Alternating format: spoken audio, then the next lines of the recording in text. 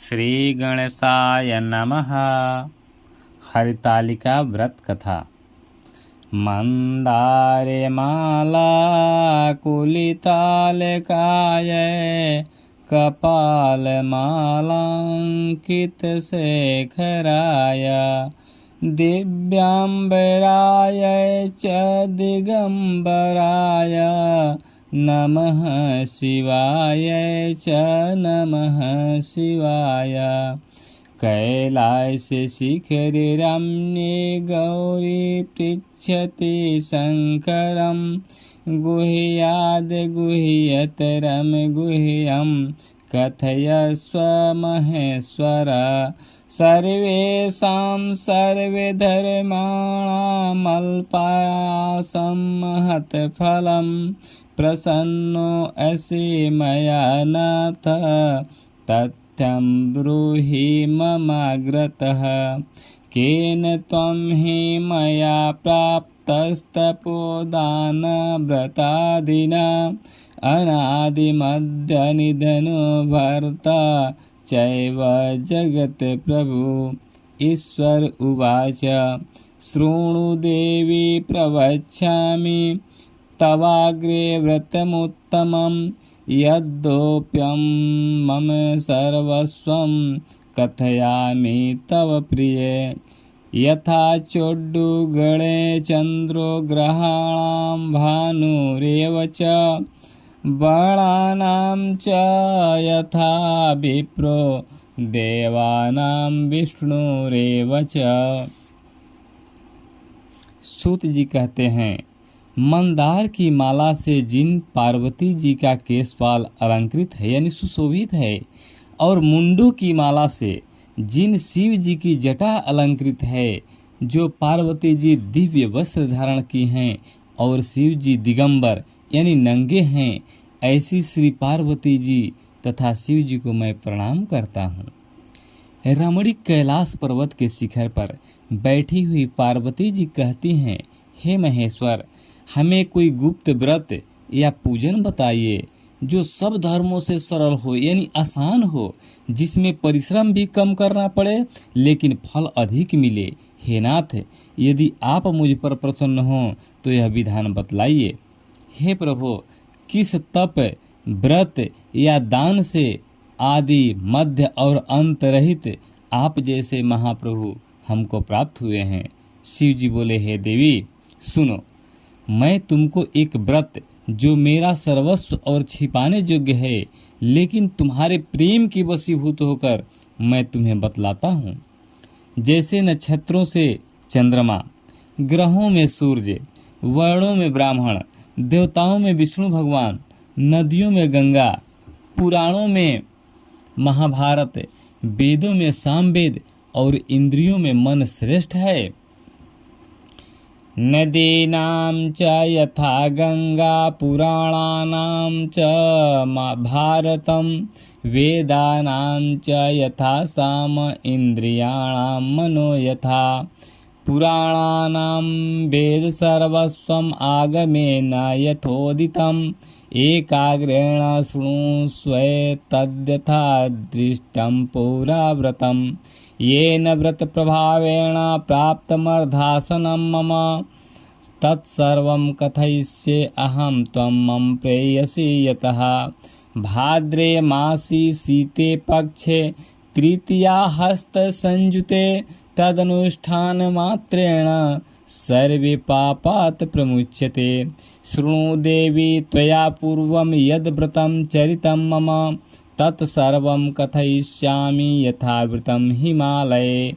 पार्वत्युवाच कथं कृतं मया नाथ व्रतानामुत्तमं व्रतं तत्सर्वं श्रोतुमिच्छामि त्वत्सकाशान् महेश्वर। शिव उवाच अस्ति अत्र महान् दिव्यो हिमवान्वय नागेश्वरः नानाभूमि समाकीर्णो नानाद्रुमसमाकुलः नानापक्षी समायुक्तो नानामृगविचित्रतः यत्र देवा स गंधर्वा सिद्धाचरणगुह्यकः। वेदों में सामवेद और इंद्रियों में मन श्रेष्ठ है। सब पुराण और वेदों का सर्वस्व जिस तरह कहा गया है, मैं तुम्हें एक प्राचीन व्रत बतलाता हूँ, एकाग्र मन से सुनो। जिस व्रत के प्रभाव से तुमने मेरा आधा आसन प्राप्त किया है, मैं वह तुमको बतलाऊंगा, क्योंकि तुम मेरी प्रेयसी हो। भाद्रपद मास में यानी भादो महीना में हस्त नक्षत्र से युक्त यानी हथिया नक्षत्र से युक्त शुक्ल पक्ष की तृतीया यानी अंजुरिया के तीज तिथि को उसका अनुष्ठान मात्र करने से स्त्रियां सब पापों से मुक्त हो जाती है। हे देवी, तुमने आज से बहुत दिनों पहले हिमालय पर्वत पर इस व्रत को किया था। यह वृतांत मैं तुमसे कहूँगा। पार्वती ने पूछा, हे नाथ, मैंने क्यों यह व्रत किया था, यह सब आपके मुख से सुनना चाहती हूँ। शिव जी ने कहा, भारतवर्ष के उत्तर की ओर एक बड़ा रमणीक और पर्वतों में श्रेष्ठ हिमवान नामक पर्वत है।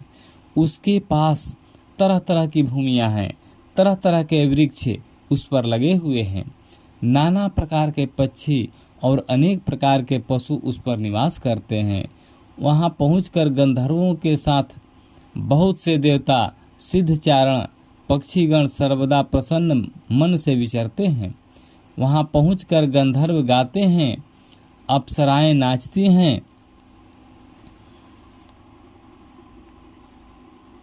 विचरन्ति सदा हृष्टा गंधर्वा गीत तत्परः।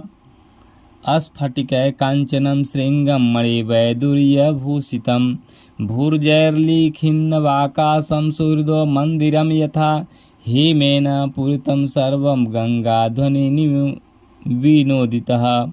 पार्वती त्वं यथा बाल्ये परमाचरति तपः अब्द द्वादशकं देवी द्रुमपान मधुमुखी संवत्सर चतुष्षष्ठी पक्वपर्णासनं कृतं माघ मासे जले मग्ना वैशाखे चाग्नि सेविनिः श्रावणे च बहिर्वासा अन्नपान विवर्जितः दृष्ट्वा तेन तत्कष्टं चिन्तया दुःखितो अभवत् कस्मै देया मया कन्या एवं चिन्तातुरो अभवत् तदैवावसरे प्राप्तो ब्रह्मपुत्रस्तु धर्मवित् नारदो मुनिसादुर्ल शैलपुत्री दिदृक्षया दत्त्वा अर्ध्यविष्टरं पाद्यं नारदं प्रोक्तवान् गिरि। हिमवान् उवाच, किमर्थमागतः स्वामिन् वदयस्व मुनिसत्तम महाभागेन सम्प्राप्तः त्वदागमनमुत्तमम्।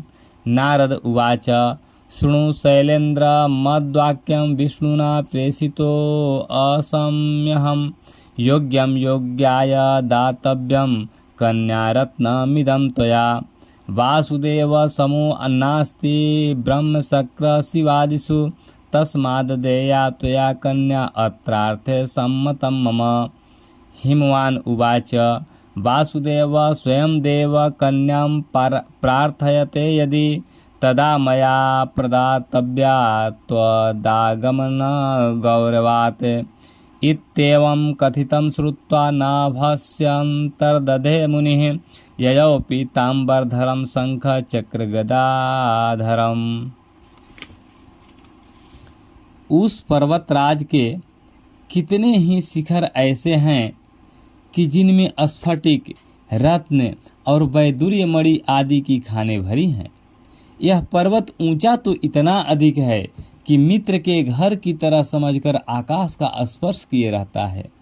उसके समस्त शिखर सदैव ही हिम अर्थात बर्फ से आच्छादित रहते यानी ढके रहते हैं और गंगा जल की ध्वनि सदा सुनाई देती रहती है। हे पार्वती, तुमने बाल्यकाल में उसी पर्वत पर तपस्या की थी। 12 वर्ष तक तुम उल्टी टंग कर केवल धुआं पी कर रही। 12 वर्ष तक तुम उल्टी टंग कर केवल धुआं पी कर रही। 64 वर्ष तक सूखे पत्ते खाकर रही। माघ मास में तुम जल में बैठी रहती और बैसाख की दोपहरिया में पंचाग्नि तापती थी। श्रावण के महीने में यानी सावन महीने में जल बरसता तो तुम भूखी प्यासी रहकर मैदान में बैठी रहती थी। तुम्हारे पिता इस तरह के कष्ट सहन को देखकर बड़े दुखी हुए। वे चिंता में पड़ गए कि मैं अपनी कन्या किसको दूं। उसी समय नारद जी वहां आ पहुंचे। मुनिश्रेष्ठ नारद जी उस समय तुम्हें देखने गए थे। नारद जी को देखकर गिरि ने अर्घ्य पाद्य आसन आदि देकर उनकी पूजा की और कहा, हे स्वामिन, आप किस लिए आए हैं? मेरा अहोभाग्य है, आपका आगमन मेरे लिए अच्छा है। नारद जी ने कहा, हे पर्वतराज, सुनो, मैं भगवान विष्णु का भेजा हुआ आपके पास आया हूँ। आपको चाहिए कि यह कन्या रत्न किसी योग्य वर को दे दें। भगवान विष्णु के समान योग्य वर ब्रह्मा, इंद्र और शिव इनमें से कोई नहीं है। इसलिए मैं यही कहूँगा कि आप अपनी कन्या भगवान विष्णु को ही देवें। हिमवान ने कहा, भगवान विष्णु स्वयं मेरी कन्या ले रहे हैं और आप यह संदेश लेकर आए हैं तो मैं उन्हें अपनी कन्या दूंगा। हिमवान की इतनी बात सुनकर मुनिराज नारद आकाश में विलीन हो गए। वे पीताम्बर, शंख, चक्र और गदाधारी भगवान विष्णु के पास पहुँचे।